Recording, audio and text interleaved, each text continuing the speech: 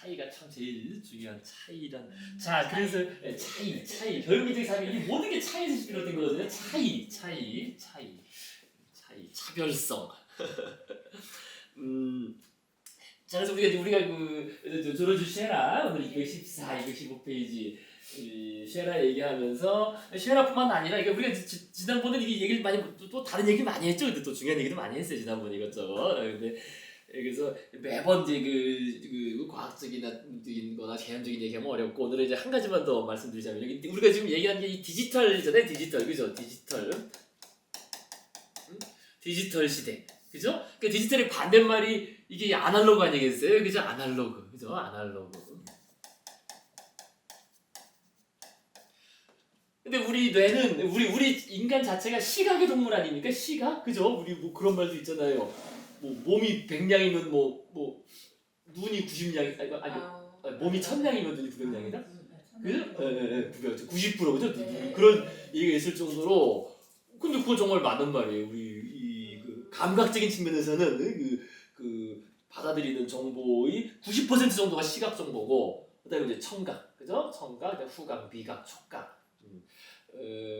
그래서 받아들이는 정보량으로 따지면 시각 정보가 정말 압도적이고 그래서 우리가 디지털이라 그러면 이제 당장 떠오르는 게 아무래도 시각적인 그죠? 시각적인 요인들이 당연히 그게 중요하고 그죠? 시각적인 측면에서 디지털화. 그래서 모든 게 디지털 기기 하면 벌써 이런 거 막 떠올려요. 그죠? 이런 그 모니터 화면을 떠올리잖아요. 그죠? 디지털이라고 하면은요. 우리 그 스마트폰 화면이나 이런 거.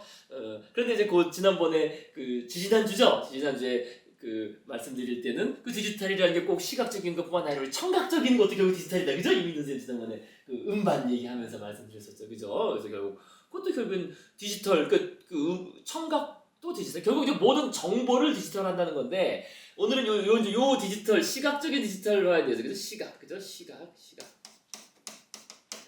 시각의 디지털에서 간단히 앞에 조금만 말씀드리고 이제 쉐라 하시겠습니다. 그러니까 조금씩 해야지 많이 하면 한꺼번에.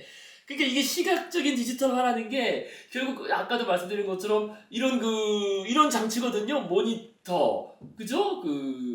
카메라. 사실 카메라가 중요한 거죠. 근데 결국에는 그죠? 이 카메라의 발명부터 시작된 거 아니겠어요? 우리가 어떻게 보면은 그죠? 사진기의 발명. 우리가 앞에서 한참 했었잖아요. 그죠? 사진기 얘기하면서 사진 예술은 뒤에 많이 안 나오지만 한 두 번 정도 더 나올 겁니다. 많이 안 나오지만 어쨌든 사진이 엄청 중요한데 우리 미술의 역사에서도 당연히 사진이 나오면서부터 미술이 이런 방향으로 오게 된 거예요. 만약에 사진기가 안 나왔으면 계속 아직도 옛날식으로 그죠? 사람 초상화 있는 대로 잘 그리고 이런 게 중요한 그 스킬이 됐을 텐데 이제는 사진기가 나오는 바람에 그 초상 화가들이 다 초상화가 주된 그 수입이었는데 화가들의 사실 그게 다 없어지고 그러면서 오늘날에도 마찬가지로 화가들이 미술계 자체가 가장 큰 충격을 받은 거죠. 그죠? 이 카메라, 그죠? 카메라의 등장, 카메라 렌즈의 등장. 근데 카메라 렌즈는 우리 눈하고 다른 점이 있어요. 그죠? 물론 우리 눈하고도 결국 똑같은 건데 이제 그걸 우리 옛날에 몰랐지. 이제 알게 된 거죠. 여러분 아시다시피 우리 눈에 이 망막이 맺힐 때 똑바로 맺히지가 않죠. 뒤집히잖아요. 그죠? 그러니까 그거를 옛날에 몰랐어요. 잘. 그죠? 이 망막 자체 안에 이렇게 맺히는 걸 몰랐다는 거죠. 그죠? 그래서 우리가 그 카메라라는 게 이런 그죠? 나무가 이렇게 쫙 있으면은 그러니까 이 렌즈 그죠? 렌즈에 초점이 있고 카메라가 있고 카메라가 있으면 그죠? 이게 이제 이게 거꾸로 뒤집힌다는 게 뭐겠습니까? 그죠? 요걸 하나의 점으로 본다는 거예요. 점. 그죠? 그게 중요한 거. 하나의 점. 점이기 때문에 이게 점을 통과해가지고 이렇게 될 수가 없잖아요. 그죠? 그러니까 점은 직선으로 통과해야 되니까 이렇게 돼가지고 그죠? 모든 것들이 이렇게 돼가지고 결국엔 이게 이제 거꾸로 되는 거죠. 이게 거꾸로. 그죠? 거꾸로 되는 거죠. 그죠? 그러니까 이것 자체가 그러니까 이런 생각 자체를 당연히 옛날에는 하지 못했고 옛날 사람들은 그럼 옛날 사람들은 어떻게 생각하겠습니까? 옛날 사람들은 그게 이제 아날로그잖아요. 그래서 아날로그. 그러니까 아날로그라는 말이 말 그대로 이게 그냥 유사한 이런 뜻이에요. 유사한, 비슷한. 그러니까 옛날 사람들이 이제 생각을 할 때 이렇게 나무를 보고 이렇게 할 때 그럼 우리가 나무를 어떻게 보느냐? 옛날 사람들 생각에는 이 나무가 우리 눈으로 이렇게 들어와서 좀 이따 제가 그림 보여드리겠지만은요, 이게 그러니까 조그맣게 축소된다고 생각한 거예요. 그러니까 그 유사한 형상으로, 그죠? 형상, 유사한 형상. 또 이제 요거를 우리가 그 인상이라 그랬어요. 인상. 이게 원래 임프레션, 인상, 그죠? 인상으로 이게 그러니까 인상이라는 게 말 그대로 인이라는 게 도장인자 아니에요. 찍는 임프레션, 프레스라는 게 찍힌다는 거잖아요. 찍힌다. 그죠? 프레스, 그죠? 누른다, 찍힌다, 찍는다. 그러니까 우리가 보는 거는 저 사물이 우리한테 와서 찍힌다는 거예요. 근데 그냥 이 나무 큰 게 우리 눈에 들어와서 다 찍히는 게 아니겠지. 그게 이제 축소돼가지고, 그죠? 우리 눈에 들어올 때 축소돼서. 근데 축소되는데 유사한 형상, 그죠? 유사한 영상, 형상, 유사한 이것을 축소했으니까 형태 유사하겠죠, 그죠? 유사한, 즉 아날로그적인 형상으로 눈에 들어와서 탕탕 찍히는 거다, 그죠? 그래서 여기 우리 눈에는 조그마한 형상이 찍혀서, 그래서 그걸 좀 보시겠습니다. 찍혀서 우리가 그 인식을 하는 거다. 도장 찍히듯이 탕탕탕. 옛날 사람들은 다 그런 식으로 생각했어요. 그런데 이제 요거를 바로 이렇게 디지털적인 이 시각 이론을 내세운 사람이 누구냐? 그게 케플러예요. 과학적으로 케플러가 그 중요한 사람이죠. 그래서 우리가 케플러는 왜, 그죠? 케플러의 그 법칙에서, 그죠? 타원궤도, 그죠? 타원궤도의 법칙, 그러니까 그다음에 뭡니까, 그죠? 그 조화의 법칙 이런 게 있잖아요, 그죠? 그래서 그 케플러가 이제 근데 천문학의 그 시조라고 불리는데, 근데 케플러가 당연히 그 천문학을 하려면은 그게 결국 시각 아니에요, 시각, 그죠? 별로 도는 어떤 빛, 그죠? 그다음부터 케플러도 기하게 능숙해요. 그래서 결국 시각에 대한 연구를 하다가 우리의 시각이라는 것이 이게 결국 디지털적으로 이제 구성된다는 이제 생각을 하게 된 겁니다.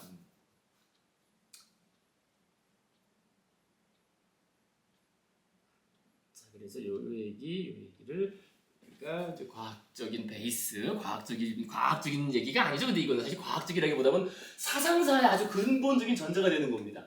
그래서 이 생각해 보시면요, 우리가 이게 아날로그라는 얘기를 왜 했냐면은, 이게 아날로그라는 게 이게 달리 말하면은 그냥 자연적이라는 거예요. 그러니까 이게 우리가 자연이란 말이 뜻이 뭡니까? 자연이라는 게 그냥 본래 그런 거잖아요. 본래, 그죠? 본래, 그죠? 본래, 자연. 그러니까 스스로 그러하다. 그 본래 그런 거지, 그죠? 본래 그렇다, 그죠? 본래.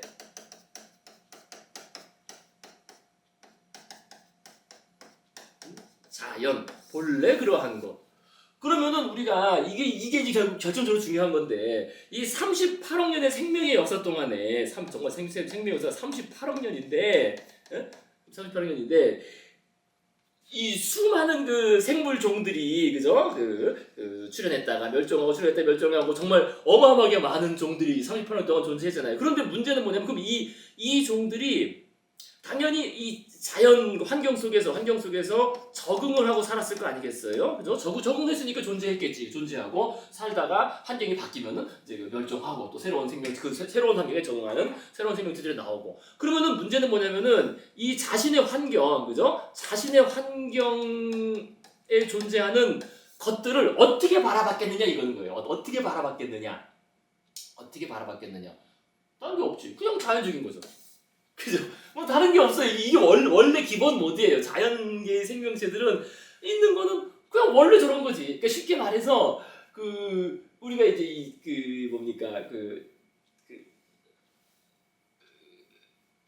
이 도로에 횡단보도에 하얗게 칠해놨고 노랗게 칠해놨잖아요, 그죠? 그럼 만약에 오늘날의 원숭이나 침팬지가 그거 보면 어떻게 생각하겠어요? 그거 보면은 원래 그런 줄 알아요, 원래.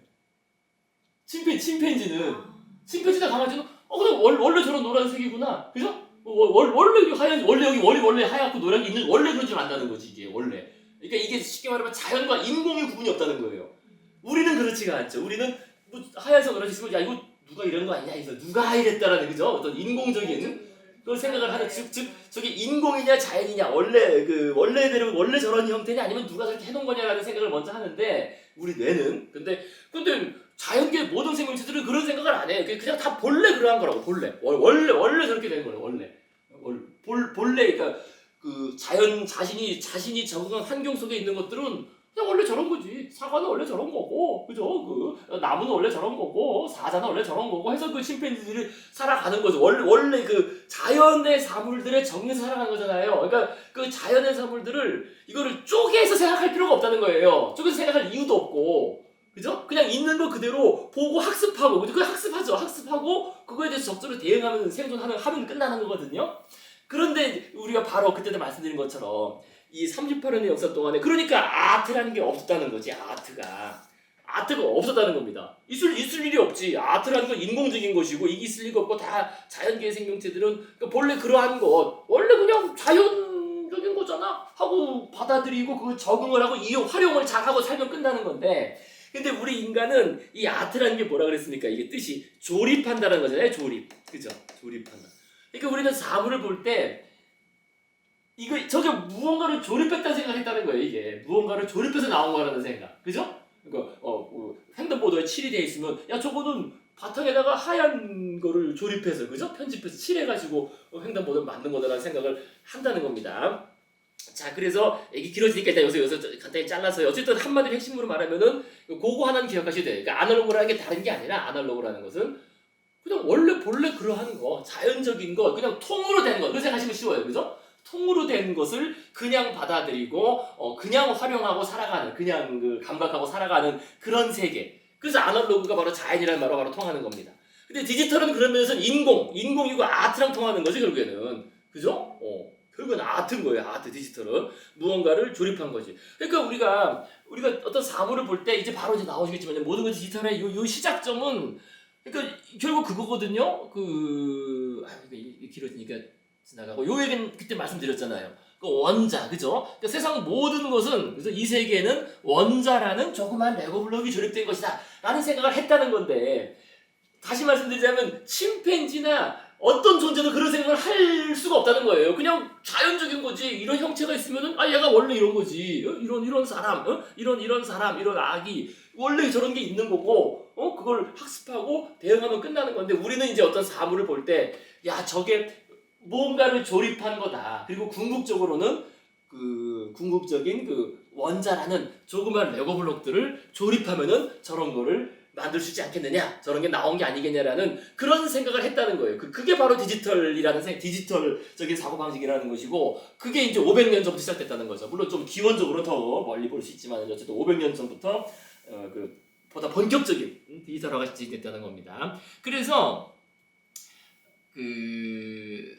그렇게 레고 블록들의 조립물로 봤는데, 이번 얘기는 다 지나가시고요. 이제 좀 전에 말씀드린 그 얘기. 그러니까 이제 이게 이제 디지털과 아날로그에서 아까 말씀드린 것처럼 케플러 얘기 빨리 하고 이제 바로 넘어가시겠습니다. 그래서 이제 이 케플러와 그 당시에 있었던 뭐 뉴턴, 뭐 갈릴레오 다 이게 원자론자였어요. 원자론이라는 게 좀 전에 말씀드린 것처럼 어떤 물체가 있으면은 물체는 조그만 레고 블록들로 구성되어 있다고 생각한 거 아니겠어요? 그러니까 이것을 케플러는 바로 시각에 적용한 거죠. 시각. 우리의 시각 경험 자체도 여기 쓴 것처럼 그죠? 그러니까 그 전에는 요게 그거예요. 하나의 유기적 전체라는 게 유기적이라는 게 그냥 자연적인 통으로 그죠? 통째로 받아들여지는 그렇게 생각했다는 겁니다. 그전 사람들은 다 이렇게 생각했다는 겁니다. 그런데 케플러는 그게 아니라 저것이 우리가 통째로 받아들이는 게 아니라 다 이 원자처럼 분해해가지고 결국에 그게 극단적으로는 점이잖아요. 점. 결국 점묘가 나온 거예요. 그래서 결국 논리적으로는 그죠? 쪼개면은 그 궁극적인 점으로 찍히는 거니까요. 그죠? 그래서 시각이라는 것이 결국에는 이러한 그 점, 여기 쓴 것처럼 시각 대상이 되는 물체를 무한히 많은 수. 오늘 그죠? 무한히 많은 이 점들로 분해시키고 그 단위로 분해한 다음에 그것이 다시 합쳐지면은 그죠? 단위로 분해한 다음에 그것을 수학적으로 합치면 그죠? 수학적 공식에서 합치면은 결국 오늘날의 그 모니터 픽셀 같은 게 나오는 거 아니겠어요? 그죠? 그래서 이게 되게 핵심적인 얘기입니다. 가장 케플러에서 중요한 얘기는 이 시각대상에 되는 물체를 다 이 수많은 점들로 분해시켰다. 이게 결국 우리 쉐라의 시작점이 여기서 있던 겁니다. 이해되시겠죠? 자, 그래서요. 바로 가시면 여기서 아까 그림을 허접하게 그렸는데 그 그림 다시 그려야 되는데 그러니까 옛날 사람들은 이런 식으로 생각한 거죠. 그러니까 전체 모습이 통째로 이 나무가 우리 눈에 들어와서 조그맣게, 그죠? 나무 전체 형상이, 그죠? 조그맣게 작은 도장처럼 축소돼가지고 탕탕탕 찍혀가지고 우리가 저건 나무, 저거는 뭐 사과, 저거는 뭐 캐비넷 이런 식으로 인식한다라고 봤는데, 케플러처럼 이렇게 대상에서 오는 빛이, 그러니까 빛의 결국 케플러가 연구한 결국 빛이거든요. 이 빛이 하나하나의 점에서부터 이렇게 쫙, 그죠? 점에서부터 다 나온다는 것은 점에서부터 이제 모든 곳으로 퍼져 나가는 건데, 그러니까 이 하나하나의 모든 방향으로 퍼져나가는 이 빛이 결국에는 이 망막에, 제가 잘못 그렸어요. 잘못 그렸는데, 그죠? 이게 이 하나의 초점을 지나서 여기 초점에서 모여가지고 되게 되면은 결국에는 이게 역전되는 거죠, 왜, 그죠? 이 시각의 피라밋이 반대로 뒤집히게 된다는 겁니다. 아까 말씀드린 이제 그 얘기입니다. 그래서 오늘날엔 이게 이제 오늘날에 우리가 상식이 됐죠. 오늘날에는, 그죠? 오늘날은 결국 이게 상식 아니에요, 그죠? 이 나무가 이렇게 이 조그만, 그죠? 이 렌즈를 통해서 들어오면은 결국 뒤집히는 거잖아요. 상이 맺히는 거는, 그죠? 그래서 오늘날에는 이게 이제 우리한테는 상식이 됐는데, 근데 그게 원래 상식이 아니었다는 거예요. 그래서 그거 시작되는 것이 바로 케플러부터인 것이고, 이렇게 되고 나니까 이것은 결국 완전 기하학이죠. 그죠? 기하학이잖아요. 각도 재고, 그죠? 굴절률 재고, 굴절률, 각도를 계산해서 하는 그런 문제가 되어버린 겁니다. 그래서 케플러부터 한 400년 전부터, 결국 400년 전부터 오늘날의 이 사진기와 여기 이르게 된 그 시작점에 케플러가 있고, 결국 이곳이 그대로 반영된 결국 전묘화라고 볼 수 있겠다는 겁니다. 자, 그런데 이제 전묘화는 또 다른 점이 있어요. 뭐가 다른 거냐면은요, 지금 이거는 이 형태, 그죠? 형태의 디지털이잖아요. 형태의 디지털화. 그죠? 전체 형태, 형상 자체가 하나하나의 점으로 다시 들어와서 다시 찍히면서 다시 재구성되는 거잖아요. 재구성. 그죠? 우리 눈에서, 그죠? 전체 형상이 그대로 들어오는 게 아니라 이것이 들어올 때 다 빛으로 하나하나의 빛으로 분해돼서 들어온 다음에 우리 망막에 맺힐 때는 거꾸로 맺히면서 다시 재구성된다. 디지털적으로. 그죠? 이거는 형태의 디지털인데, 그런데 여기서 이제 한 단계 더 나아간 게, 아예 이제 뉴턴이 나와가지고 이 색깔 자체를 그러니까 디지털적으로도 구성했다는 거예요. 색깔 자체가, 그죠? 형태가 넘어서 이 색채, 그죠? 색채, 그죠? 색 자체가 그 전에는 또 이걸 또 몰라지. 그러니까 뉴턴이 요게 우리가 어릴 때는 다 뉴턴의 프리즘스럼 이건 뭐 별게 아닌 거로 알지만 이게 어마어마한 실험이라면은. 그때도 한번 말씀드린 것 같은데, 그죠? 이게 왜 어마어마한 거냐면요, 그 전에 상식하고는 완전 뒤집는 거기 때문에 그래, 이게. 그러니까 뉴턴 이거 나오기 전에는 빛이라는 게 그냥 태양빛, 그죠? 여기 특정한 태양빛은 색이 없잖아요. 특정한 색상을 지는 태양빛이 그게 순수한 거지. 그렇잖아요. 우리가 순수한 이미지는 하얗다는 이미 거랑 통하고, 하얗고, 태양은 또 그 자체로 그냥 그 자연적으로 내리는 그게 순수한 거지. 순수하다, 퓨어 아니에요, 퓨어, 그죠? 가장 순수한 빛이라는 게 이게 일반적인 상식이었고, 그걸 의심한 사람이 없어요, 그죠? 태양빛이 하얀색이 순수한 것이고, 그 다음에 그것이 뭐 파란색으로 물들이던가 빨간색을 칠하던가 이렇게 되는 거라는 걸 생각했다는 겁니다. 그런데 뉴턴은 그걸 뒤집은 거예요. 그러니까 이게 어마어마한 거예요, 이게 처음에 안 받아들여졌어요. 그래서 오늘날에 우리는 초등학교 때 이거 표리즘 실험하면은 이렇구나. 그래서 태양은 무지개빛 되는구나. 그냥 뭐 당연한 것처럼 배우지만은 처음 이 얘기를 뉴턴이 했을 때는 이거 뉴턴 뭐 미친 소리 아니야? 이제 그 다음에 제가 넣어놨구나, 그죠? 이렇게 뭐 얘기했더니 이거 뉴턴 저 미쳤네 이런 얘기를 들었다는 거예요, 오히려. 그게 왜 그러냐면은요, 그죠? 이해되시겠죠, 그죠? 그러니까 뉴턴은 또 거꾸로 말한, 그 다음 사람들이 듣기에는 거꾸로 말한 거지. 그 태양광, 그죠? 하얀 빛이라는 것은 그게 순수한 게 아니야. 벌써 이상하죠? 하얀 게 순수한 게 아니라니.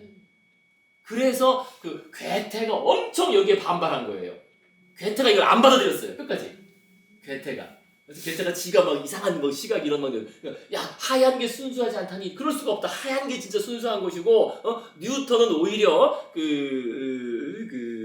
이 자연을 해부해가지고 이상하게 만들었다. 저 잘못했다. 그래서 어쨌든 이게 뉴턴이 보인 게 이거 아니에요. 태양광, 하얀 빛은 순수한 게 아니라 오히려 여러 가지 색의 빛들로 이루어졌다. 그죠? 그래서 여러 가지 색의 빛을 혼합하면 백색광을 만들 수 있다. 그러니까 이것도 사람들이 황당한 거지. 그 당시 사람들 생각에. 왜냐면은 이제 말씀드리겠지만은요. 그 당시 사람들은 이 빛의 색과 그죠? 물감의 색을 구분을 못했죠. 예전에 그걸 뭐 구분할 수가 없죠. 그냥 뭐 빨간 게 빨간 거지. 그죠? 뭐 파란 게 파란 거지. 뭐가 구분돼? 그런데 이때부터 드디어 이제 그게 구분이 되기 시작한 거예요. 그죠? 빛의 색깔과 그 물감색이 이제 그죠? 구분된다는 겁니다. 그러니까 뉴턴은 야 빛의 색은 혼합하면은 하얗게 돼라고 하니까 사람들이 좀 미쳤냐 그런 거예요. 여기 당시에는 유명한 과학자들 뭐 후크나 이런 사람들도 뉴턴 진짜 약간 이상한데 저거 있을 수가 없는데 왜 거짓말하냐 해가지고 왜냐면 그 당시 사람들도 바보가 아닌 이상 이걸 알잖아요. 물감을 섞으면은 점점 검해지는데 야 여러 가지 그러니까 이게 이제 색의 빛이란 말을 잘 이해 못하는 거죠. 그러니까 여러 가지 색깔을 섞으면은 점점 검해지는 건데 왜 하얗게 된다고 그러냐 쟤 이상하다라고 한 건데 결국 그것을 이제 밝힌 실험이 간단한 실험인 거야 사실은 간단한데 근데 그러니까 의미가 어마어마한 거야 이게 그걸 뒤집은 거지 우리의 그동안 말 그대로 그 수천 년 수만 년 동안 믿어왔던 철석 같은 믿음 그래서 이 태양광이 순수하고 그래서 이 순수한 빛은 그게 사실 순수한 거지. 근데 오히려 그것은 여러 색깔의 빛을 합치면은 그것을 만들 수 있다. 라는 게 이게 말이 되느냐. 근데 그걸 보였다는 데서 뉴턴이 싫은 거. 그래서 이게 어마어마한 거 이게 그런 의미입니다. 그래서 여기 쓴 것처럼 나는 프리즘의 모든 색깔을 한 곳으로 모여 다시 섞이도록 만듦으로써 완전하고 완벽하게 백색광 그죠? 섞어서 백색광을 만들었다. 라고 이렇게 뉴턴이 여기 편지를 보냈더니 왕립학교 회원들이 얘 이상한 얘기하고 있다 해가지고 아주 처음에 반발을 안 받아들였다는 겁니다. 그 결국 좀 전에 말씀드린 것처럼 괴테는 이걸 100년 뒤 사람인데 못 받아들여서 100년 뒤에도 괴테 낭만주의자. 그래서 괴테는 이거는 자연을 그죠 해부하고 자연을 막 그죠 고문해가지고 이상하게 만든 거다. 원래 그렇지 않다. 백색광이 하얀 그게 순수한 것이다. 라고 해서 뉴턴이 그 괴테는 그 낭만주의자네요. 낭만주의자. 그래서 아날로그주의자인 거예요. 쉽게 말해서 괴테는. 그러니까 아날로그주의자로서 이거는 쪼개면 안 된다. 그러니까 이 순수한 것을 쪼개면은 자꾸 이상한 게 괴물이 나오고 쪼개지 않고 그냥 있는 그대로 받아들여야 된다 하게 주장한 게 괴테입니다. 그래서 우리 괴테 얘기는 그때도 한 번 전에 나왔었죠. 언제 한번 그죠? 낭만주의 얘기할 때. 자, 그래서요. 일단 오늘 얘기는 그 정도예요. 과학적인 베이스 얘기는 그 정도 얘기하도록 하시고요. 근데 결국엔 이게 왜 자꾸 중요한 문제가 되냐면은요. 오늘 그때도 말씀드린 것처럼 이게 자꾸 생각해봐도 이 진짜와 가짜의 구문제가 오늘날 자꾸 문제가 되고 있잖아요. 그래서 당장 법률적으로도 그죠? 저 오늘 그걸 봐서 그래 뉴스 뭔가 그죠? 그 가짜 뉴스 그죠? 가짜 뉴스 이걸 우리 법으로 처벌할 근거는 허위 사실 유포거든요. 그죠? 없는 걸 막 가짜 뉴스 또는 뭐 딥페이크라고 해서 뭐 사람 막 이미지 이렇게 갖다 만들어가지고 이 사람이 이상한 행동한 것처럼 막 유포하고. 이게 사실은 허위 사실 유포인데 허위라는 거는 가짜 아니에요. 가짜. 근데 그 가짜는 우리가 어떻게 만들어내는 겁니까? 결국 디지털적으로 만들어지는 거죠. 그죠? 이 조립해가지고, 그죠? 부품으로 나눠진 그 부품들을 색채와 형태를 조립해가지고, 그죠? 그 사람인 것처럼, 그죠? 사실이 아닌 진짜 그거에 대응하는 대응물, 그죠? 진짜 또 어떤 뭐 현실, 어떤 실물 이게 없는데도 결국 이미지만 만들어낸 거예요. 이미지, 디지털적인. 그리고 어떤 이미지 이게 결국 가짜 뉴스인 거죠. 그죠? 가짜 뉴스, 허위, 그죠? 가짜 뭐 딥페이크 이런 거 아니겠어요? 이거에 대응하는 진짜나 현실이나 실물 이런 게 없음에도 불구하고 만든 거 아니겠어요? 그러니까 결국에는 오늘날 그 얘기 많이 하잖아요. 우리 저기 뭐 AI 시대에 살아남는 방법. 근데 어떻게 보면 가장 중요한 그 능력이 그 진짜와 쉽게 말하면 진짜와 가짜를 구별하는 능력인 거죠. 그죠? 어떻게 보면 그렇죠. 그죠? 진짜와 가짜를 구별할 수 있는 능력. 왜냐면 뭐 너무나 가짜가 많으니까. 하긴 요즘 지난주에 봤구나. 책도 뭐 그래서 아주 골치 아프다면서요. 그 국립중앙도서관 이런 데서. 그죠? AI 돌려가지고 책을 막 한 10,000권씩 만들어내니까 뭐 키워드 입력해가지고 막 찍어내면 책을 그냥 탁탁 만들어내잖아요. 만들어내면은 AI 돌려가지고 책 만들어내고 거기 ISBN 그래서 책 넘버 부여하고 그래서 우리 책 출판했다고 이제 막 국립중앙도서관 이런 데 막 보내는 거 발송하면은 거기서 그거를 다 사진 않지만은 일부는 사야 되거든요. 그죠? 그 예산 들여서. 이게 심각한 문제라더라고요. 그래서. 그죠? 그 일부, 똑같은 겁니다. 우리 미술, 이제 미술관도 왜 그런 예산, 미술품 구매 예산 있잖아요. 그러니까 그걸 사야 되는데, 이것도 마찬가지로 AI 돌려가지고 엄청 만들어가지고, 근데 AI 돌리는 건 비용이 그렇게 많이 들지 않죠? 책을 뭐 100권 만드는 거 금방 만들지 사실은. 하루 돌리면 만들잖아요. 그죠? 그 중에서 한 권만 얘들이 사줘도, 그죠? 국립중앙도서관에서 사줘도 자기들은 남는 장사가 될 수 있다는 거죠. 아니, 근데 실제로 지금 그러고 있대요, 실제로. 그래서 그 지침 만든다고 골치 아파하는데, 근데 결국 그거지. 그 지침을 만든다는 것은 진짜와 가짜를 구별할 수 있는 능력이 있어야 된다는 거잖아요. 아우라를 느껴야죠. 아우라를 느껴야죠. 그러니까 아우라. 그러니까 이제 아우라라는 말이 나와. 아우라. 아우라라는 말이 그거를 우리가 신비주의적으로 해석하면은 참 별 좀 이상한데 이제 좀 다른 식으로 해석해 볼 수 있는데 그건 나중에 또 우리 말씀드리겠습니다. 결국 이제 그 문제예요. 결국에는 오늘날에도. 그러니까 우리 선생님도 그죠? AI가 막 노래하는 거 진짜 많더라고요 오늘날. 그죠? 저도 뭐 벌써 한 달 됐나 어쨌든 뭐 해서 옛날 뭐 틀었더니 노래가 좀 이상해. 근데 보니까 AI로 만든 건데 이러더라고요. 그래서 옛날 흘러간 팝송을 이렇게 AI로 만들어서 AI가 또 부르게 해가지고 뭐 1시간씩 뽑아내는 게 그 일도 아닌 거잖아요. 그죠? 1시간 영상이 뽑아내는 거. 근데 그렇게 1시간 영상씩 올라가면은 그걸 돌리면은 결국에는 그걸 가지고 이제 이익을 보는 사람이 있는 거 아니겠어요? 그죠? 진짜와 가짜의 차이가 사람이 만들었냐 기계가 만들었냐의 차이예요? 아니면 뭘로 구분을 해야 되냐? 그러니까 이제 어려운 거죠. 그죠? 그러니까 사람이 기계를 수단으로 사용해서 만들면은 그 진짜가 되긴 되는 거잖아요. 그죠? 네. 그죠? 그러니까 이제 이 지금 AI 돌렸다는 것은 말 그대로 AI가 책 썼다는 것은 사람이 안 한 건 아니죠. 뭐 그 키워드 입력했을 테니까. 그죠? 근데 그것만 가지고 책 한 건 쫙 나온 건데 그냥 대충 말도 안 되는 비슷한 문장만 해가지고 한 건데 그러니까 어떻게 봐야 되겠습니까? 그거를? 아니, 사람이 무슨 책 만드는 것도 결국은 뭐 여기저기 있는 것도 소재나 책이나 이런 걸 편집해서 만드는 거야. 이 AI도 사실 그렇게 만드는 거야.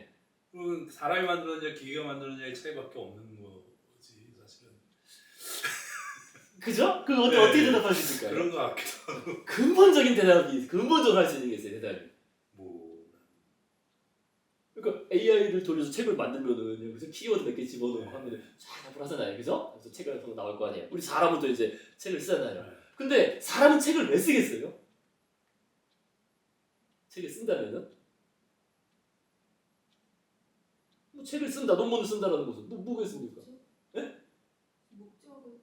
그죠? 목적이란 말이 나와야죠. 근데 목적이란 말에는 또 연관된 또 말이 있습니다. 그러니까 책을 쓴다는 거는 어떤 문제에 대한 해결이잖아요. 그죠? 문제. 그 목적이라는 게 결국에는 문제 해결인 겁니다. 문제 해결. 목적이라는 게. 그죠? 문제. 이거 사실 아주 중요한 얘기죠. 오늘 또 다른 얘기죠. 근데 이게 우리 AI에서 정말 중요한 얘기라는 거예요. 그러니까 저게 그 반 고흐 그림 같은 거도 막 AI 돌려가지고 비슷하게 막 나는 막 형상을 계속 막 찍어낼 수 있어요. 그래서 오늘날 그 웹툰 그만두는 작가들이 무지 많다는 거예요. 웹툰 다 그려봤자 그래서 올려봤자 그거를 학습시켜가지고 야 작가 누구 풍으로 만들어줘 스토리 라인 대충 치고 그걸 막 만들어낸다는 거지. 그냥 막 뽑아내니까 그 얘기 하더라고. 이제 친구 딸이 웹툰 그건데 그만둬야 되겠다. 그죠? 아니 또 공연 뭐 하시는 분도 그렇고 막 정말 그런 식으로 이제 많이 있어요. 물론 이제 그게 이제 근본적으로 당연히 AI가 할 수 없는 게 이제 결국 그 얘기입니다. 그러니까 그게 이제 진짜와 가짜의 그 문제인데요. 그리고 우리 사실 유튜브 쇼츠나 유튜브 동영상도 다 AI 뽑아서 만들어낸 게 거의 태반 이젠 태반이더라고요. 태반. 할수 있다 그러더라고요. 애들도 할 수 있다. 그죠? 애들 정말 많이 애들도 키워드 몇 개 집어넣으면은 야 뭐 이렇게 해서 만들어서 그냥 조금 뽑아내니까요. 그죠? 그래서 그거 조회수 몇 개 돌려서 빨아먹고. 그래서 뭐 최근에 뭐 싹 그런 거를 유튜브에서 정리했다고 하는데 정리하면서 어떻게 됐어요? AI 돌린 거를 의심되는 것들은 다 삭제했는데 의심된다는 게 뭡니까? 진짜 사람이 만든 것도 다 날아갔다며요. 막 100만 유튜버도 날아가버리 했다며요. 막 그죠? 전 세계적으로. 그죠? 그러니까 결국 그걸 또 AI 시킨 거 아니에요? AI한테 야 너 진짜와 가짜를 구분해서 시킨 거 그러니까 제대로 못하는 거지. 그래서 아주 난리가 났더라고요. 그 하시는 상당히 많이 다 날랐고 그리고 당연히 또 살아남은 것도 있을 것이고 그걸 AI한테 시켰으니까 당연히 안 되는 거지. 그래서 결국에는 이제 진짜 그 문제가 결국 더 들어온 거예요. 결국 우리가 이 쉐라부터 사실 이제 그 시작된 문제인데 그 시기부터 우리가 산업적인 발전으로 시작돼가지고 그러니까 우리가 이 쉐라 시기에 나왔던 대표적인 예술 장르 하나를 배웠었잖아요 예전에 그죠? 그게 뭡니까 아르누보.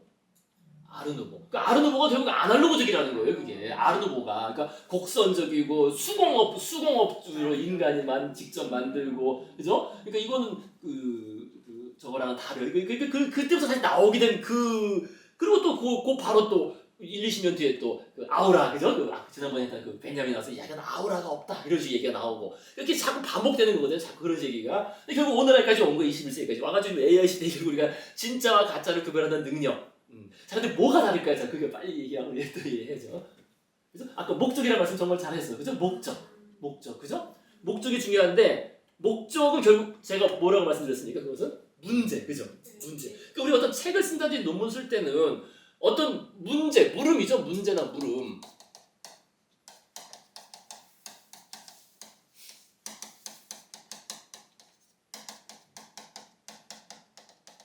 물음에 대한 답변으로 우리가 하는 거잖아요. 그죠? 물음에 대한 답변으로.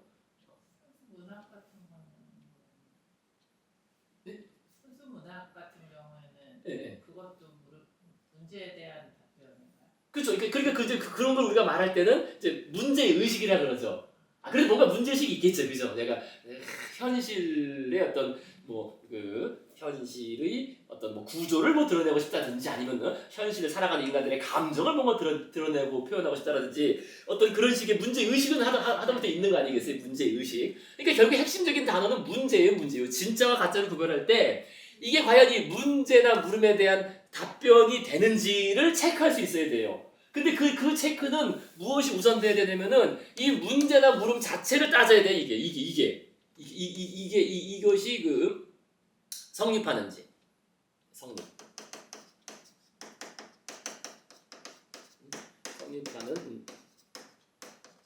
성립하는 물음인지 성립하는 문제인지. 요 능력이 가장 핵심적인 겁니다. 요 능력이. 이거 결국 AI가 결국 할 수가 없어요. 결국 이게 보면 이제 그걸 파악할 수가 있어요. 그래서 우리가 물론 AI한테 어떤 문제 집어넣고 이거에 대해서 답변해봐. 그래서 답변 쫙 하면 그거 가지고 책 쓰면 되는 거 아니냐라고 할 수 있는데 그게 안 돼요. 그게 왜 안 되냐면은 결국 드러나요. 그러니까 우리가 아주 일상적인 예를 들어서 요리법이나 카메라 사용법 좀 가르쳐줘. 그런 거는 다 있는 거잖아요. 매뉴얼이 있는 것이고 명확한 거 있는 거니까 그런 거는 일상생활에 어떤 상황이 명확히 규정되는 경우에는 별 문제가 없는데 이게 맥락이 좀만 달라져도 문제는 달라져요. 문제의 성격이 달라져요. 문제라는 거죠. 그러니까 문제를 던진 이유는 분명히 있거든요. 이게. 그래서 얘기가 길어지는데 어쨌든 이것이 과연 성립하는 문제인지 그리고 그것의 어떤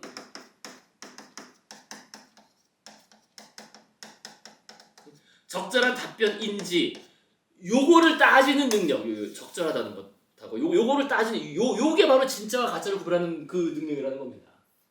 그러니까 고흐의 그림은 어쨌든 어떤 문제, 그 당시 예술계의 그 흐름을 우리가 이해했을 때 그런 물음에 대한 그런 문제에 대한 나름 한 가지 해결책으로 또 피카소도 마찬가지로 그죠 미술가들이 고민했던 문제에 대한 한 가지 해결책으로 제시가 됐기 때문에 우리가 야 이거 이제 진짜다 의미가 있다라고 얘기하는 것이고 오늘날 막 만들어내는 건 뭡니까?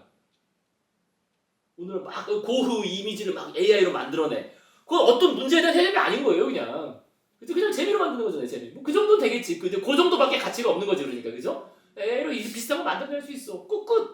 그죠? 자 그리고 마찬가지로 아까 말씀드린 것처럼 어떤 책을 쓴다 그래도 그 AI한테 돌리면은 이게 아까 말씀드린 그런 단순한 이런 카메라 작동법 그런 정도가 아니라 그래서 책이 나올 정도면 어떤 물음에 대한 답변이 돼야 되는데 이게 결국 되지가 않아요. 왜냐면 이 물음 이거를 AI는 못 따져요. 이게 성립하는 물음인지 아닌지를 못 따진다는 거지. 그러니까 유명한 말 있잖아요. 이거 많잖아요. AI한테 이상한 질문하면은 그죠? 뭐 AI한테 너 달에서 무지개까지 가려면 얼마 필요하냐 이런 거 물으면 AI가 달에서 무지개까지 가려면 얼마가 필요하냐 이건 성립하는 물음이 아니잖아요.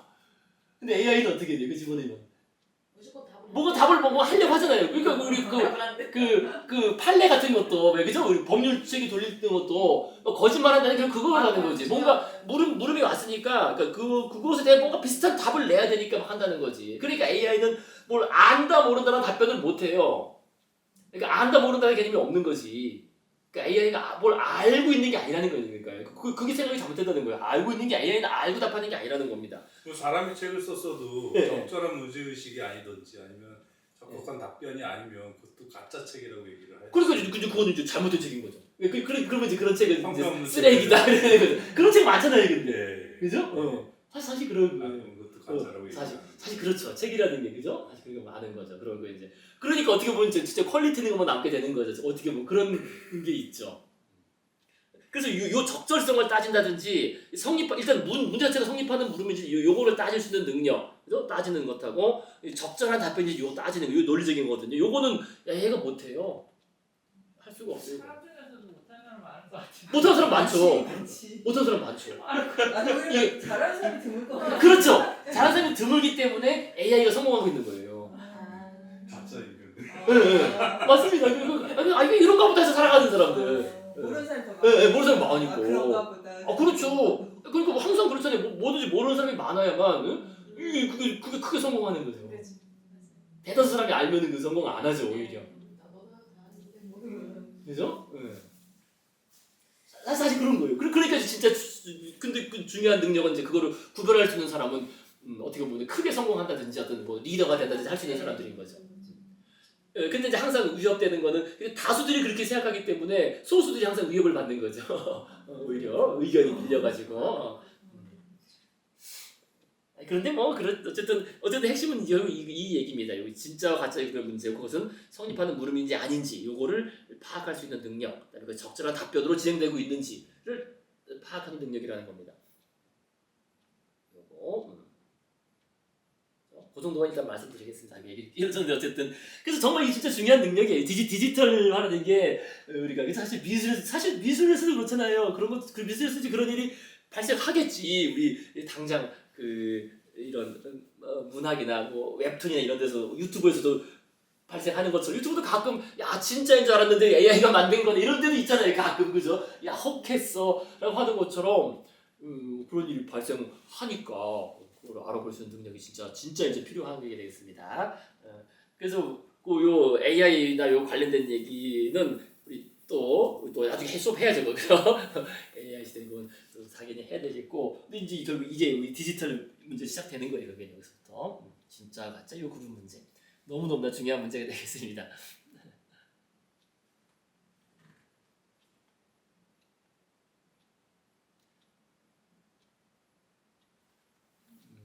그러니까 AI는 한마디로 자신의 문제가 없어요.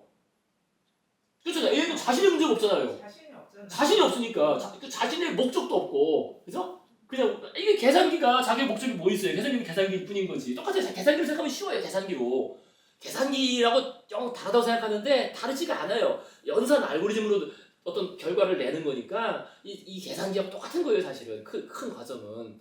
이게 생물 시스템이 아니기 때문에 자신의 문제도 없고 자신의 목적도 없다니까. 근데 우리 인간은 생명체들은 자신의 문제가 있고 자신의 목적이 있죠, 그죠? 자신의 문제를 느끼잖아요. 그 문제를 느낀다는 게 중요해요. 문제를 느낀다는 거. AI는 문제임을 못 느낀다는 거지. 그리고 그 느낀다는 건 미학의 영역이거든요. 미학? 느끼는 결국 미학이 미학이고 이제 우리 예술하고 깊이 연관되는 거죠. 문제라고 느껴야만 나서는 거죠, 그죠? 얘기 길어졌습니다. 어쨌든 이 정도 하시고요. 우리 얘기 아직 다 끝난 건 아닌데 어쨌든 그래서 AI 관련 얘기 다 들어서 진짜와 가짜 너무나 중요한 얘기가 되겠습니다. 그래서 한 가지만 말씀드리면 그 문제라는 단어는 기억을 하시기 바랍니다. 문제 자체를 따지는, 그죠? 문제 자체를 따지고 추적할 수 있는 능력. 사실 쉐라 요거만 잠깐 잠깐 읽고 잠깐 쉬시겠습니다. 자, 그럼 쉐라 214페이지부터 215페이지 간단히 써 있는데요. 이렇게 간단히 쓰이는 것보다는 훨씬 더 영향력이 큰 작가죠.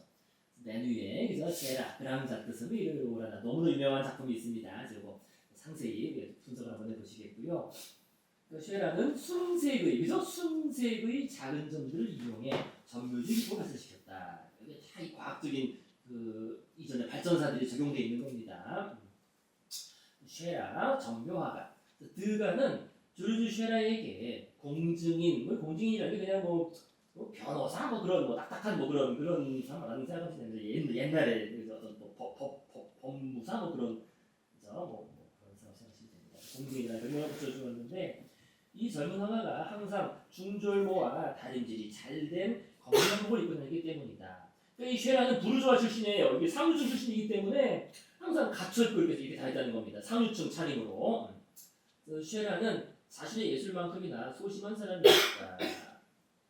소심하다는 번역이라는 게 좀 그런데 내성적이라는 말이 좀 맞는데요. 내성적이라는 게 좀 맞을 거예요. 남한테 잘 표현하지 않고 드러내지 않는 사람들은 내 작품에서 시를 볼 수 있을 것이다 라고 말했다가도 아니 나는 나의 회화시작을 수집이라고 이것도 오역이 진짜 많더라고. 이것도 이거 번역을 잘못한 겁니다. 이게 이런 문구가 아니에요. 이게 잘못된 거거든요. 나중에 여기 나오겠지만 이거는 사람들은 내 작품에서 뭐 시적인 정서를 본다고 말한다. 비평가들인데 그 당시 비평가들이 뭔가 좀 시적 정치가 느껴진다라는 겁니다. 저런 그림에서 위에 이 그란다트 섬 이런 그림 보면서 뭔가 시적 정치가 느껴진다라고 그렇게 말한다.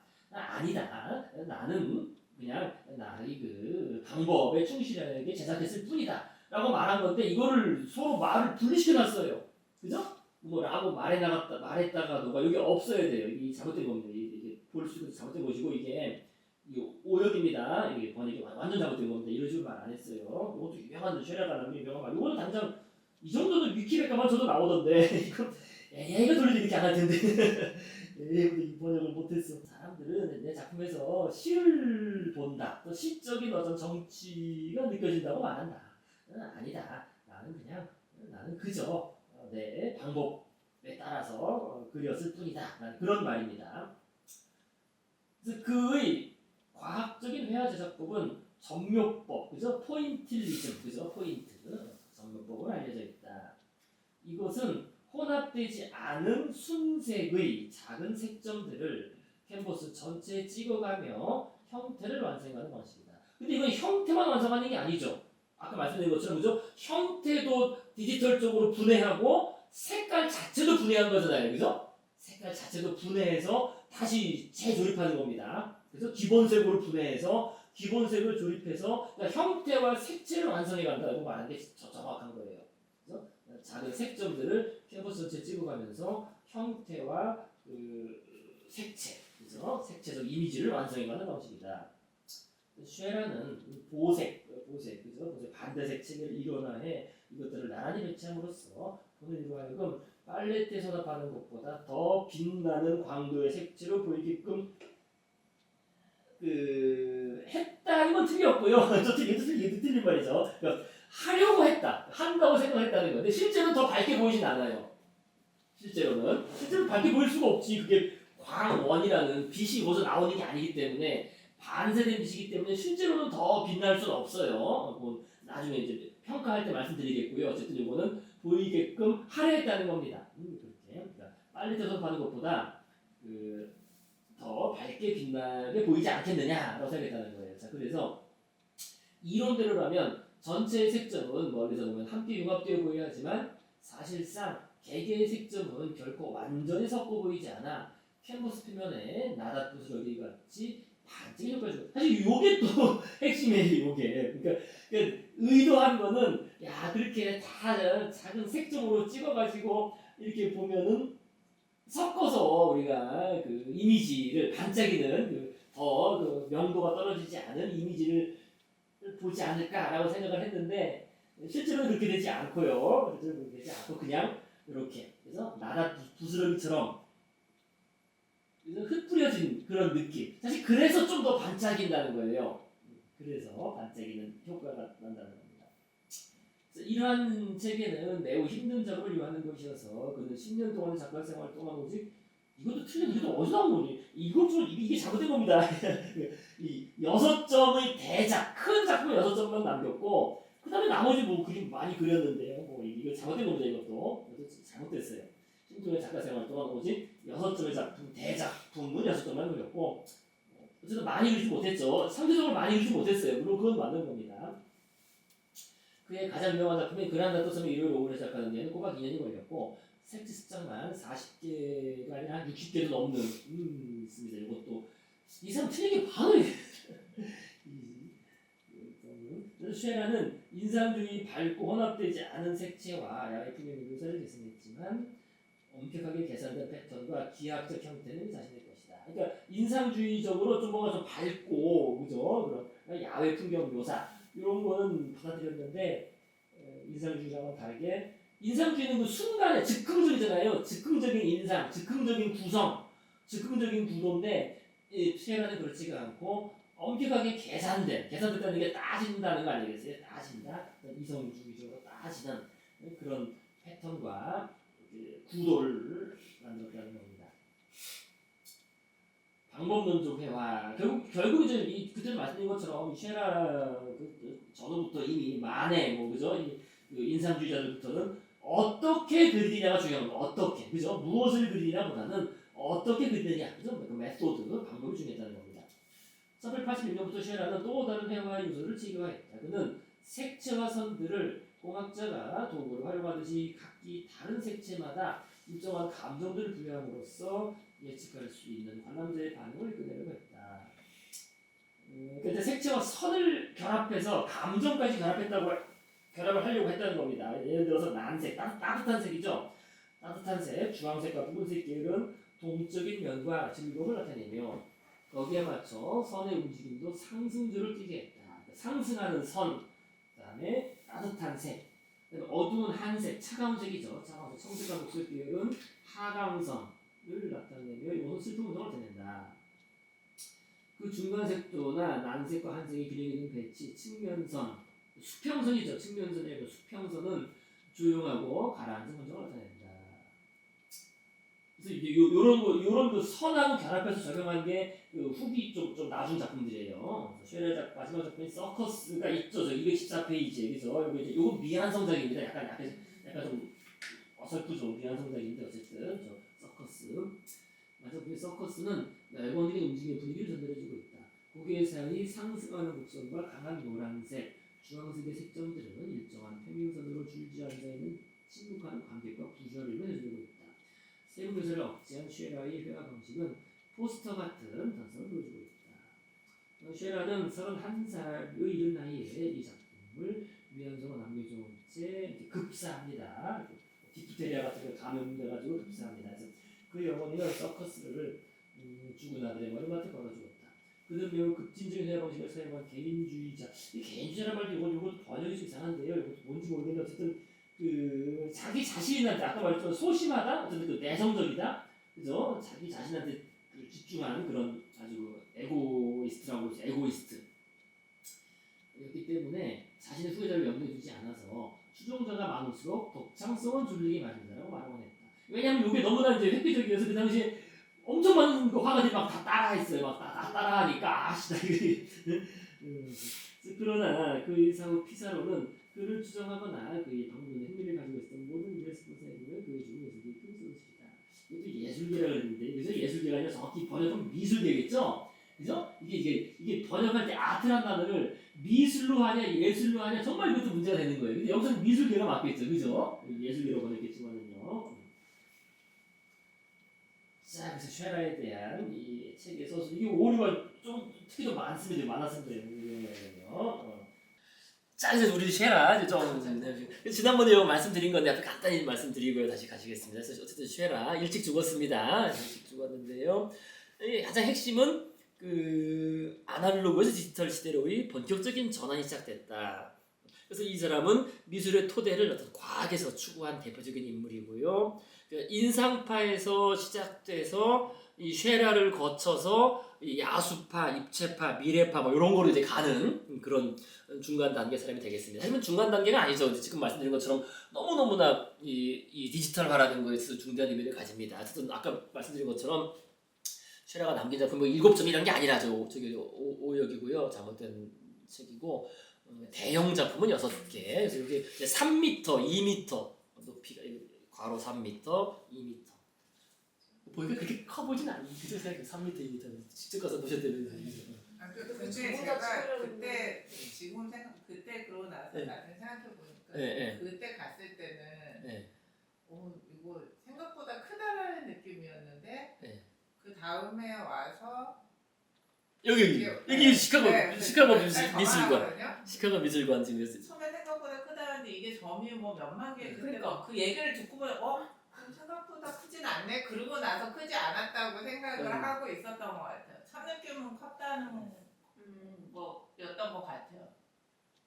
크긴 큰데 생각보다 한 벽면을 채우는 정도는 아니니까 그죠? 아무래도 여기 지금 시카고 미술관 그 사람들이 보고 있는 모습 이렇게 이랬어요? 저렇게 사람 많은데 저기 이렇게 뒤집고 가가지고 지금 엉덩이에 보고 거기를 가까이 보고 왔어요.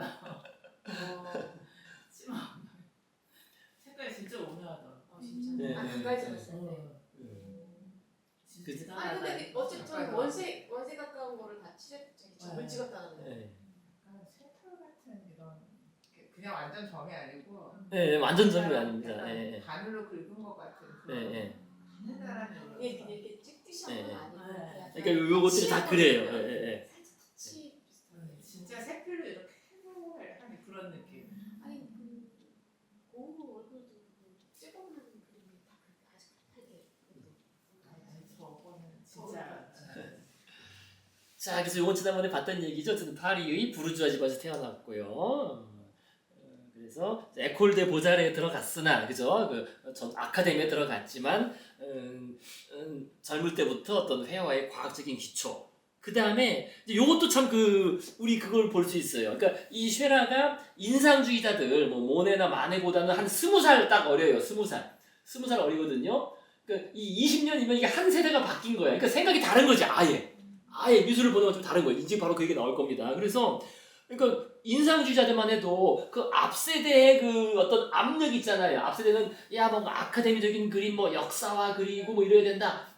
그죠? 뭐 고전주의적인 이래야 된다는 그런 압력이 있었는데 쉐라는 그거 그냥 쉽게 던져버리는 거예요. 쉽게. 그럼 마음에 안 드는 그냥 쉽게 나와버리고 이런 오히려 인상주의 전시에 오히려 마음을 들어가지고 그러니까 그 앞세대의 압력을 정말 말 그대로 별로 느끼지 않고 바로 그냥 에콜 데 보자를 그냥 그만두고 자기가 아예 또 이제 그런 것도 있어요. 아예 또 요즘 말로 말하면 그런데 내가 뭔가 독자적으로 뭔가 해보겠다 이런 생각. 그러니까 말 그대로 옛날 어른들이 보면은 네가 셰프하게 저러면 뭐 혼자 하겠다 이런 생각을 할 텐데 이게 또 이런 생각을 하는 거야 말 그대로. 세대가 바뀐 거예요. 세대가 말 그대로 이제는 정말 그 개인주의적인 뭔가 그 전통을 그렇게 뭐 존중하지 않는다? 뭐 내지는 뭐 존중이라는 말보다 해야 되나 뭐랄까 그 전통의 압박을 별로 많이 받지 않는 그런 생각을 벌써 있는 겁니다. 쉐라 세대가 바뀐 거예요. 벌써 우리 인상주의랑은 달라요. 세대가 한 20년 뒤쪽 사람들입니다. 벌써. 자, 그래서 여기 좀 나온 게 그러니까 자신만의 뭔가 미술 세계를 추구하고자 마음 먹었다. 그래서 우리 지난번에 봤던 그래서 꽁대를 이용한 데스형이 아주 몰두하면서 한편으로는 이 색채에 대한 탐구와 실험, 한편으로 과학적인 그런 그 탐구나 실험을 한 거죠. 나름 젊은 사람으로서 그죠? 그래서 요건 뭐 일일이 읽지는 않겠고요. 어쨌든 이런 그 당시 교차 유명한 책이에요. 슈브렐의 색채의 동시대비 법칙. 즉 색채의 시지각은 인접 색채 영향을 받는다. 그죠? 요거 인접 색채. 그러니까 어떤 색채가 이렇게 붙어 있냐에 따라서 우리가 다르게 지각한다는 거예요. 그래서 두 색 영역의 색조는 중립적 배경 위에서는 각각 따로 볼 때보다 나란히 놓고 볼 때는 더욱 확연 다르게 보인다. 근데 이게 사실 근데 우리 뇌가 여기 쓴 것처럼 요게 더 일반적인 원리거든요. 그러니까 우리 뇌는 사물들을 개별적으로 지각하는 것이 아니라 그러니까 눈에 들어오는 장면을 전체적으로 지각한다. 그죠? 전체적으로. 그러니까 우리가 지난번에 요런 그 사례 들었잖아요. 그죠? 요 사례에서 그죠? 사이퍼 사례 그죠? 이렇게.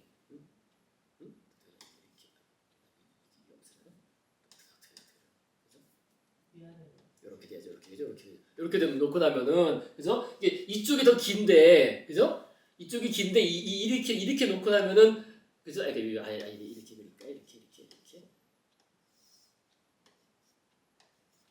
이렇게 놓고 나면은 그죠? 아래쪽이 좀 더 길게 느껴지잖아요, 그죠? 그러니까 우리가 그 사물을 지각할 때 그죠? 개별적으로 요 길이와 요 길이는 같네, 같게 그려도 그렇게 보지 않는다는 거예요, 그죠? 그러니까 사물을 볼 때는 그 개별적으로 보는 것이 아니라 눈에 들어오는 전체, 이 화살표 방향까지 전체를 놓고 같이 고려하면서 이게 좀 더 길게 보이네, 이게 좀 더 짧게 보이네, 이렇게 본다는 겁니다. 그죠? 전체를 고려해서 그러니까 같이 인접해 있는 것하고 연관해서 같이 전체를 고려해서 본다는 겁니다.